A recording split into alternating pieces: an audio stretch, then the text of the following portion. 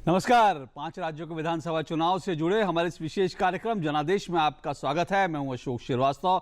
जनादेश में आपको तमाम राज्यों में जहां पर की चुनावी प्रचार चल रहा है, कहीं पर पहले दौर में अभी वोटिंग होनी बाकी है, लेकिन 2 राज्य ऐसे हैं जहां पहले दौर की पोलिंग हो चुकी है। और अगर असम की बात करें तो असम में तो कह सकते हैं कि निर्णायक दौर में है। तो वहां की तमाम ग्राउंड रिपोर्ट देंगे हम आपको कि वहां पर क्या चल रहा है, किस तरह से प्रचार चल रहा है, राजनीतिक पार्टियों के दाव पेच क्या है, ये सब आपको बताएंगे।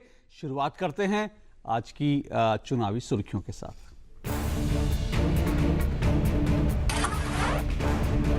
पश्चिम बंगाल में अगले दौर का प्रचार जोरों पर, भाजपा की धुआंधार चुनावी रैलियां। प्रधानमंत्री की रैलियों से पहले केंद्रीय मंत्रियों ने संभाला मोर्चा।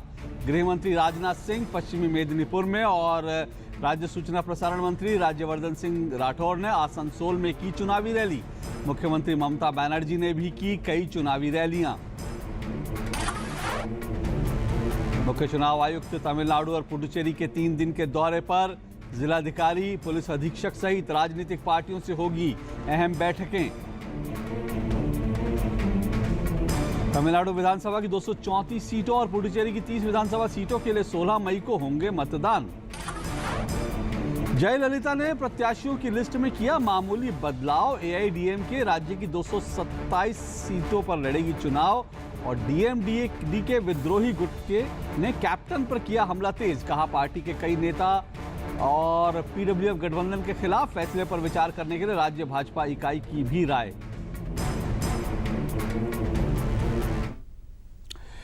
ये चुनावी सुर्खियां थी और शुरुआत करते हैं बंगाल से। पश्चिम बंगाल में लोकतंत्र के जश्न में जनता तक पहुंचने के लिए तमाम राजनीतिक पार्टियों नेताओं की कवायद जारी है। राज्य में प्रधानमंत्री नरेंद्र मोदी एक बार फिर चुनावी रैलियां करेंगे। राज्य में पहले चरण की ही बाकी बची सीटों पर मतदान 11 अप्रैल को होने हैं। पहले फेज के पहले भाग में भारी मतदान के बाद अब बारी है इस फेज के दूसरे भाग और दूसरे चरण की। पश्चिम बंगाल में रैलियों का दौर और तेज हो गया है। इसी कड़ी में प्रधानमंत्री नरेंद्र मोदी गुरुवार को राज्य में 3 रैलियां करेंगी। इन 3 रैलियों में से 2 उन इलाकों में हैं जहां मतदान दूसरे फेज में होगा। इनमें दार्जिलिंग जिले की सिलीगुड़ी और जलपाईगुड़ी की मदारीहाट सीटें शामिल हैं। पहले फेज के दूसरे भाग को ध्यान में रखते हुए पीएम मोदी बुर्दवान के आसनसोल में भी एक रैली को संबोधित करेंगे। पश्चिम बंगाल में पहले चरण के दूसरे भाग के लिए मतदान 11 अप्रैल को होगा और दूसरे चरण के लिए मतदान 17 अप्रैल को। Bureau report, DD news. तो प्रधानमंत्री नरेंद्र मोदी की चुनावी रैलियों की तैयारियां चल रही हैं और देखना यह है कि प्रधानमंत्री अब जब वहां जाएंगे तो किस तरह से वहां का राजनीतिक माहौल गर्माता है। जाहिर तौर से भाजपा के लिए उसके ट्रम्प कार्ड जो हैं प्रधानमंत्री ही हैं और प्रधानमंत्री नरेंद्र मोदी की रैलियों में हमने देखा कि जहां कहीं पहुंचे हैं वहां पर अच्छी खासी तादाद में लोग जुटे हैं।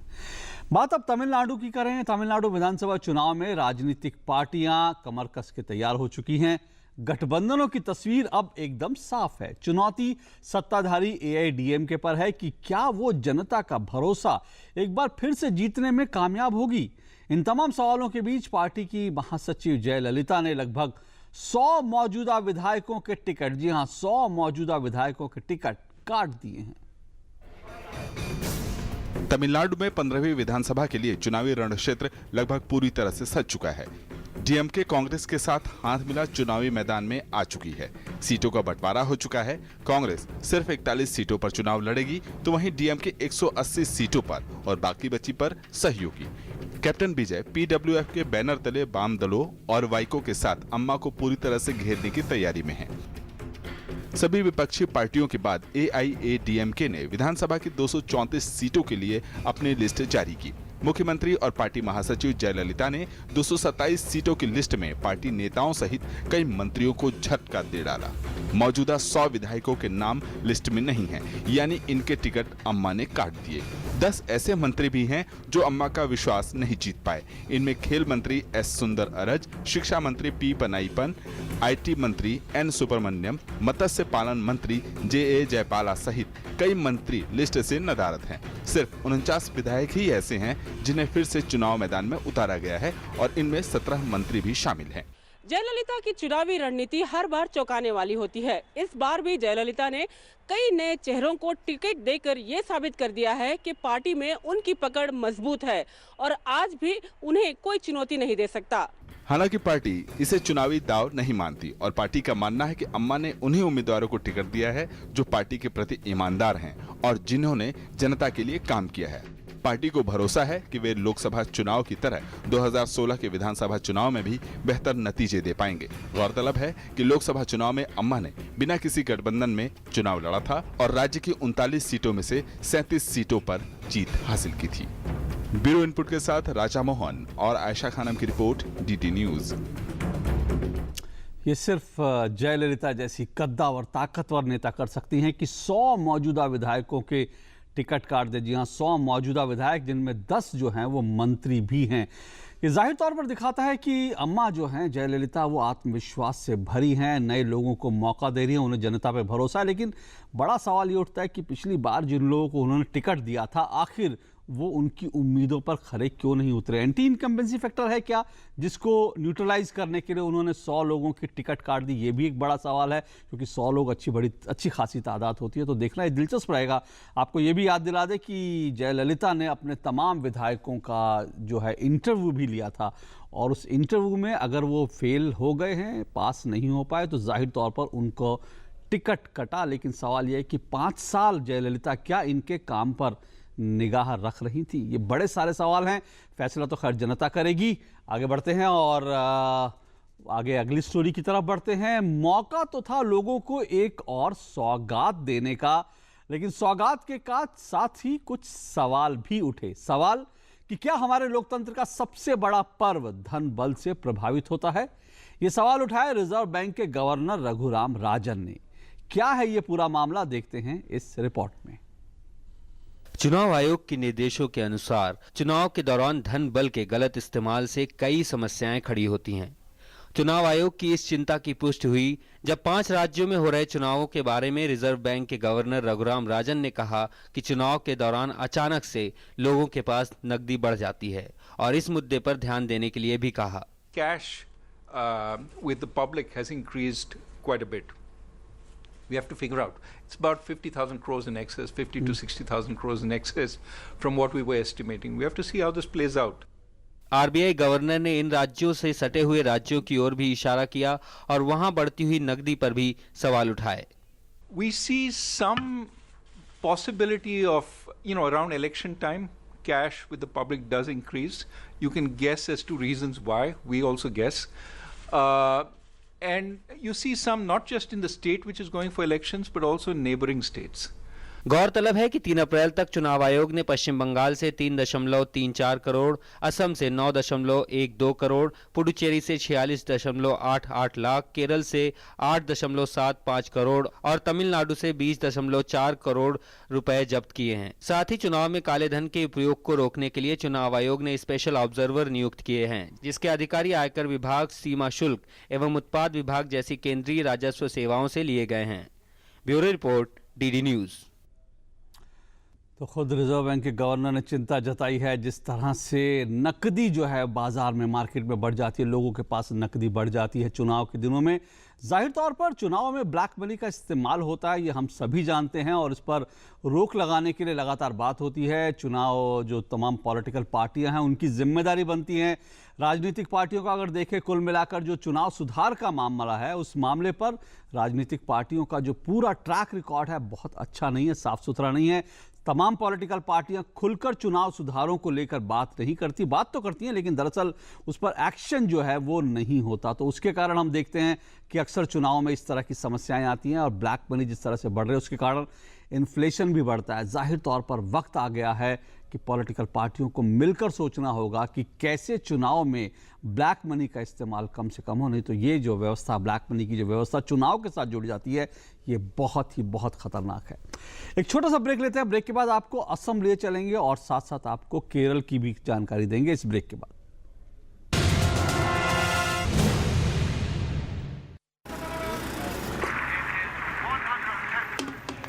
आप सबने दुनिया भर में क्या मिसाल बनाई है। जिस सफाई से आपने कचरा वहीं फेंक दिया और मन्नू आंटी क्या कूड़ा फेंकती हैं। ओलंपिक्स के गोला फेंकने वाले भी शर्मा जाएं।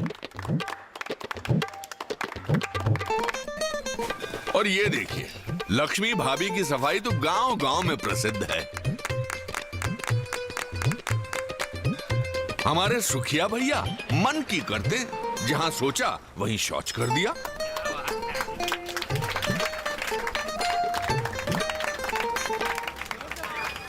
ये देश जो आप ही का घर है, उसे क्यों गंदा करते हैं? थोड़ी शर्म कर लो, सोच स्वच्छ कर लो। अगर एक बार 125 करोड़ देशवासी तय कर लें कि मैं गंदगी नहीं करूंगा, तो दुनिया की कोई ताकत नहीं है जो हिंदुस्तान को गंदा कर सकती है। स्वच्छ भारत, एक कदम स्वच्छता की ओर। जब अपने गांव को मुख्य सड़क से जोड़ने वाली 12मासी पक्की संपर्क सड़क नहीं थी, तो हमारा गांव बहुत पिछड़ा हुआ भी था और जिंदगी में बहुत सी समस्याएं भी थी। हाँ, पर जब से अपने गांव में प्रधानमंत्री ग्राम सड़क बनी है, हमारा गांव खूब तरक्की कर रहा है। समस्याएं भी सिमट गई, दूरियां भी मिट गई, तरक्की से जुड़ी सड़क प्रधानमंत्री ग्राम सड़क। गांव-गांव का विकास प्रधानमंत्री ग्राम सड़क योजना के साथ। उंगली थाम के जिसने चलना सिखाया, कड़ी मेहनत करके हमको पढ़ाया, हमारी खुशियों को अपनी खुशी बनाया, जिंदगी के हर सुख दुख में जो एक साया बनकर साथ रहे, ढलती उम्र में इन्हें अकेला ना छोड़ें। ध्यान रखें, माता पिता एवं वरिष्ठ नागरिक भरण पोषण एवं कल्याण अधिनियम 2007 के तहत माता पिता की देखभाल करना हमारा कर्तव्य है और उनको बेसहारा छोड़ना एक दंडनीय अपराध है। सामाजिक न्याय और अधिकारिता मंत्रालय, भारत सरकार द्वारा जनहित में जारी।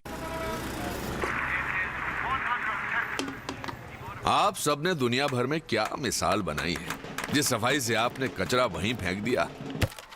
और मन्नू आंटी क्या कूड़ा फेंकती हैं। ओलंपिक्स के गोला फेंकने वाले भी शर्मा जाएं। और ये देखिए, लक्ष्मी भाभी की सफाई तो गांव-गांव में प्रसिद्ध है। हमारे सुखिया भैया मन की करते, जहां सोचा वहीं शौच कर दिया।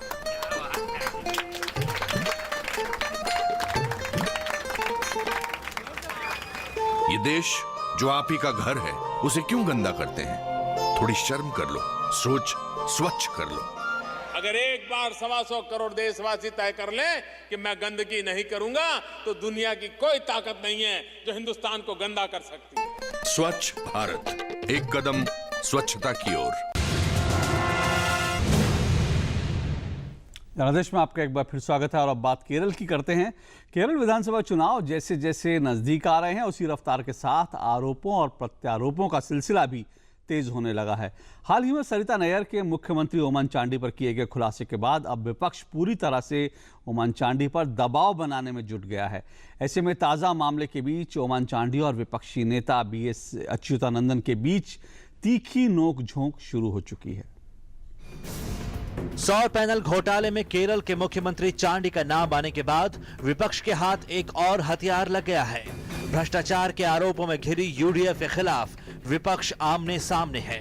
केरल विधानसभा में विपक्ष के नेता VS अच्युतानंदन ने सौर पैनल घोटाले की आरोपी सरिता नायर के आरोपों की गहन जांच की मांग कर डाली। माकपा नेता ने केरल की जनता से मुख्यमंत्री और उन तमाम नेताओं का बहिष्कार करने की अपील की है जिनके खिलाफ सरिता ने अनैतिक आचरण का आरोप लगाया है। अच्युतानंदन ने मुख्यमंत्री पर अनैतिक गतिविधियों के लिए सरकारी आवास का दुरुपयोग करने का गंभीर आरोप लगाया है।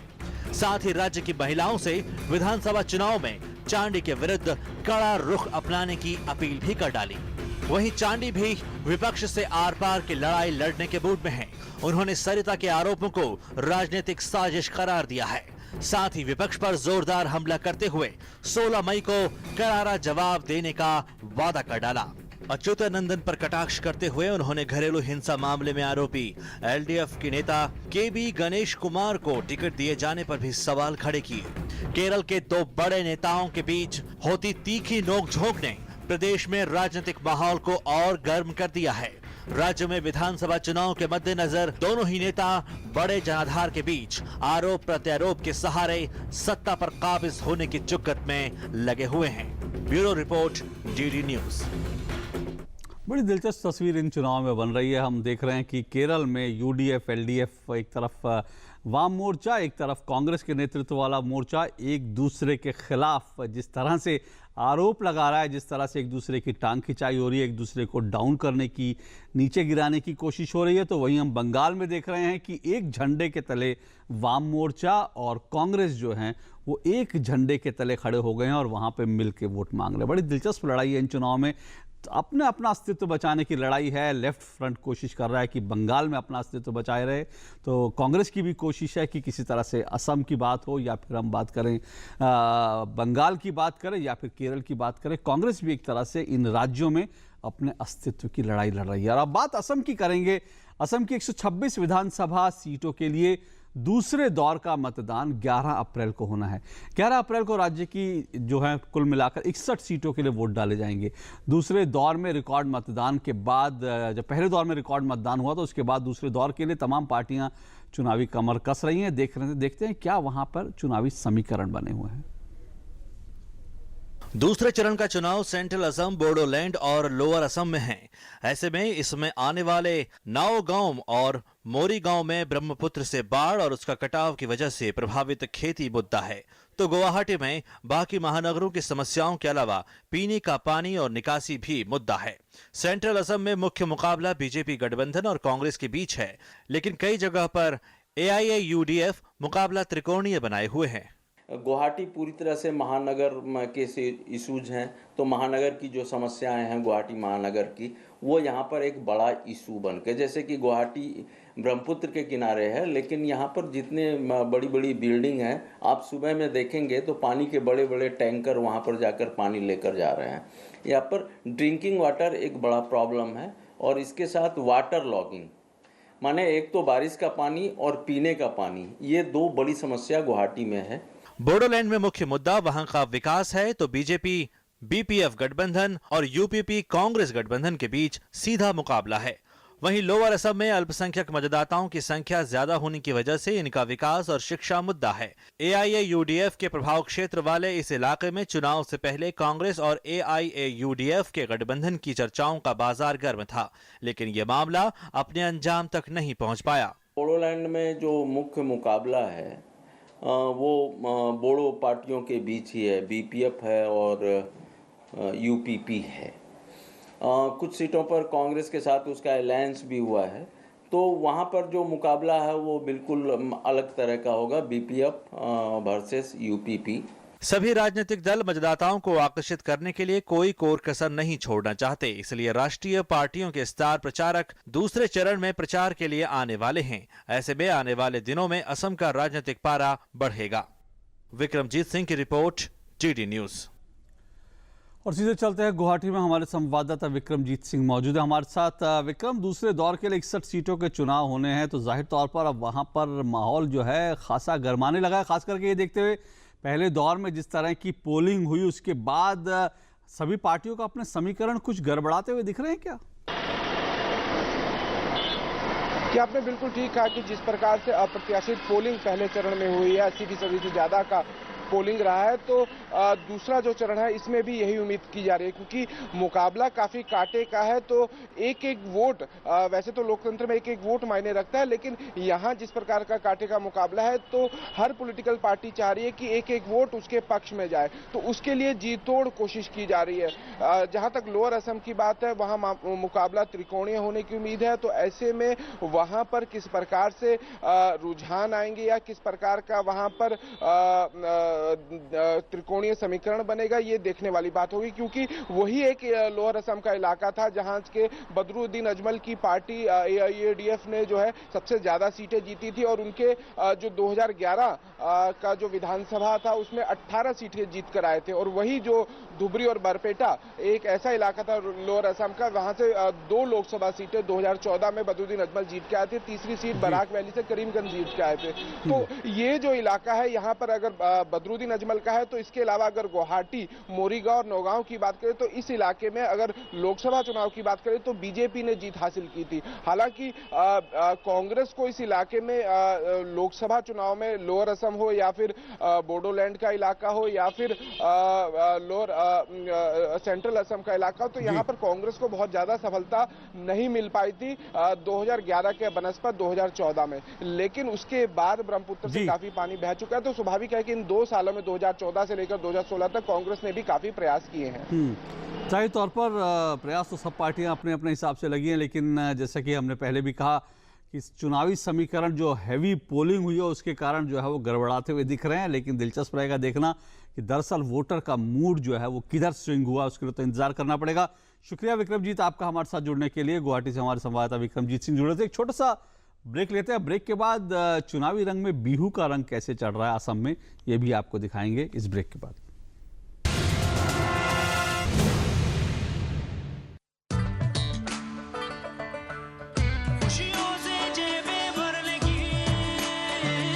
अब सिर्फ 31,000 रुपए में खुशियां घर लाइए।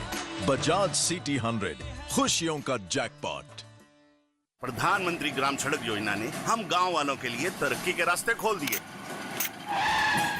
सड़क के गड्ढों की फोटो खींच रहे हो, कोई खास बात है क्या? अरे काका, मेरे मोबाइल फोन में मेरी सड़क ऐप है जिससे प्रधानमंत्री ग्राम सड़क से जुड़ी कोई भी जानकारी सरकार तक भेजी जा सकती है। सड़क से जुड़े सुझाव या शिकायत पर सरकार वाजिब कार्यवाही करती है। प्रधानमंत्री ग्राम सड़क से जुड़ी कोई भी बात, मेरी सड़क एंड्रॉइड ऐप अब हर पल मेरे साथ। अरे देखना कितना मजेदार वीडियो है। हमें रहने दे, ऐसा मजा ना सजा भी बन सकता है। संभल कर चलने की आदत ही भली। तू और तेरी आदत।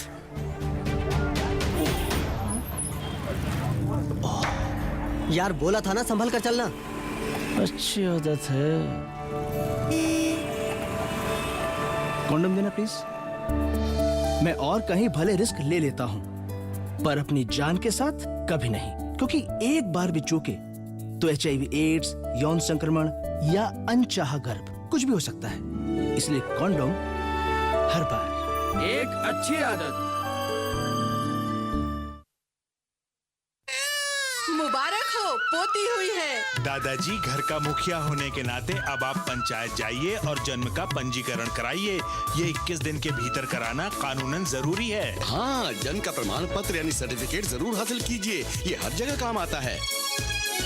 एक रिश्ता है, प्यारा बंधन है, ये जीवन हो रोशन, ये फर्ज निभाना है। जन्म का पंजीकरण हर बच्चे का जन्म सिद्ध अधिकार है।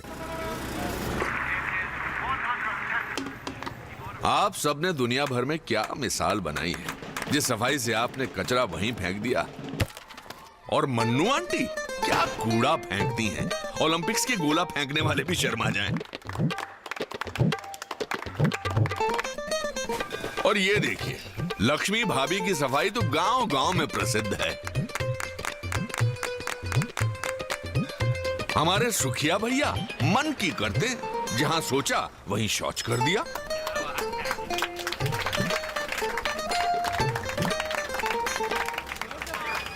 ये देश जो आप ही का घर है, उसे क्यों गंदा करते हैं? थोड़ी शर्म कर लो, सोच स्वच्छ कर लो। अगर एक बार 125 करोड़ देशवासी तय कर लें कि मैं गंदगी नहीं करूंगा, तो दुनिया की कोई ताकत नहीं है जो हिंदुस्तान को गंदा कर सकती है। स्वच्छ भारत, एक कदम स्वच्छता की ओर। जनादेश में आपका एक बार फिर स्वागत है। जनादेश में हम इस वक्त असम की बात कर रहे हैं और असम के चुनावी रंग में इस बार बिहू का रंग भी धीरे धीरे चढ़ने लगा है। राज्य में दूसरे दौर का मतदान 11 अप्रैल को होना है और इसी के बाद राज्य में 14 अप्रैल को बिहू का त्योहार है। ऐसे में इस समय लोगों के बीच उत्सव के दो रंग देखने को मिल रहे हैं। एक तरफ लोकतंत्र का पर्व तो दूसरी ओर बिहू।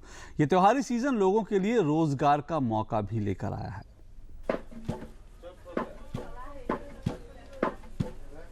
यह है पेठा मिठाई, जो खास तौर पर बिहू के लिए बनाई जाती है। लेकिन इस बार ये मिठाई कुछ ज्यादा बनाई जा रही है, क्योंकि असम में चुनाव और बिहू एक साथ हैं। असम में मतदान खत्म होने के बाद प्रदेश 1 महीने के लिए बिहू के रंग में रंग जाएगा और इसके बाद नतीजे आएंगे। तो ऐसे में तैयारियां पहले से ही शुरू हो गई हैं।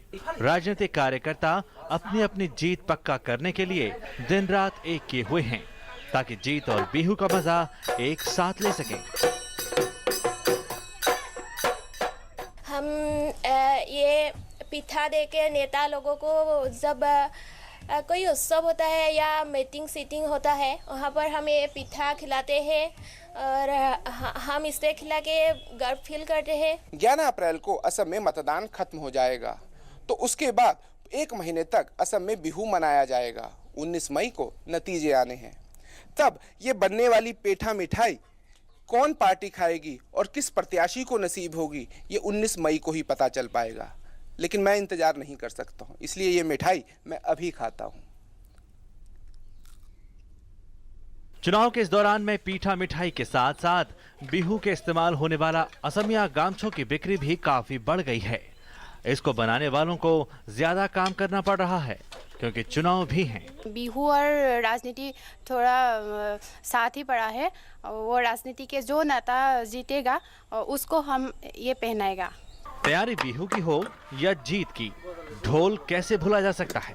तो इन दिनों ढोल वाले भी काफी व्यस्त चल रहे हैं। फिलहाल 19 मई को किस प्रत्याशी के यहाँ ढोल बजेगा ये अभी से कहना जरा मुश्किल है। सभी बिहू के लिए तो खुशी हो जाएगा ना, रिजल्ट रहेगा, सभी जीतेगा हारेगा, रिजल्ट निकलेगा, उस टाइम पे तो ज्यादा चलेगा हम लोगों का, 2-4-5 ज्यादा चल जाएगा। जब असम में तैयारी बिहू की हो तो बिहू नाच कैसे भूला जा सकता है। आखिर चुनावी जीत हो या बिहू, नाच तो होना ही है। असम से विक्रमजीत सिंह की report, TD news.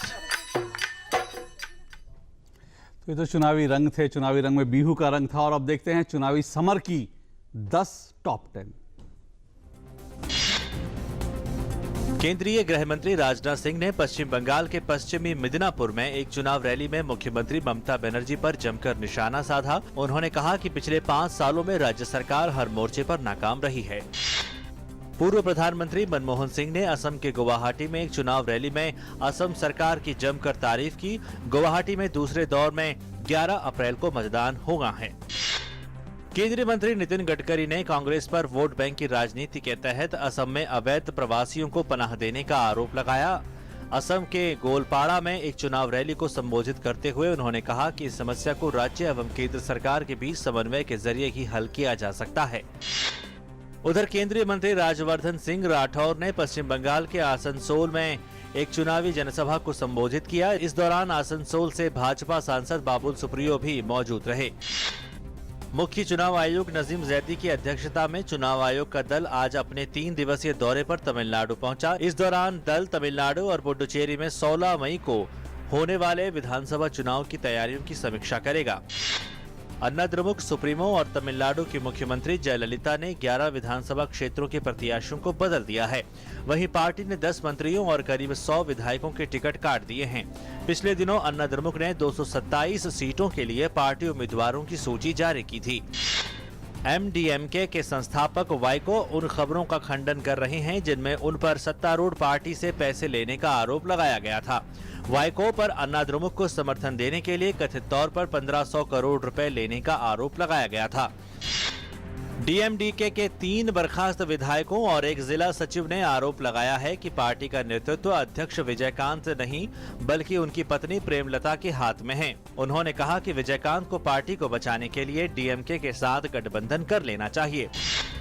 Tamil Nadu Bhajpa ने डीएमडीके से पीडब्ल्यूएफ के साथ हाथ मिलाने के अपने फैसले पर पुनर्विचार करने को कहा है। पार्टी की राज्य इकाई के अध्यक्ष टी सुंदर राजन ने ये कहा कि पीडब्ल्यूएफ के साथ जाकर डीएमडीके ने एक ऐतिहासिक भूल की है। एनआर कांग्रेस प्रमुख और पुडुचेरी के मुख्यमंत्री रंगास्वामी ने कहा है कि पार्टी जल्द ही अपना चुनावी घोषणा पत्र जारी करेगी। रंगास्वामी ने कहा कि उनकी सरकार ने अपने चुनावी वायदों को पूरा करने और राज्य का विकास सुनिश्चित करने का प्रयास किया है। तो ये थी चुनावी समर की टॉप 10 और इसी के साथ जनादेश में आज बस इतना ही। हमारी पूरी टीम को दीजिए इजाजत, लेकिन आपको फिर याद दिला दें कल शाम 7:30 बजे आपसे एक बार फिर जनादेश में मुलाकात होगी। तमाम राज्यों की चुनावी खबरों को लेकर हम फिर लौटेंगे, लेकिन फिलहाल डीडी न्यूज़ पर खबरों का सिलसिला जारी है। नमस्कार।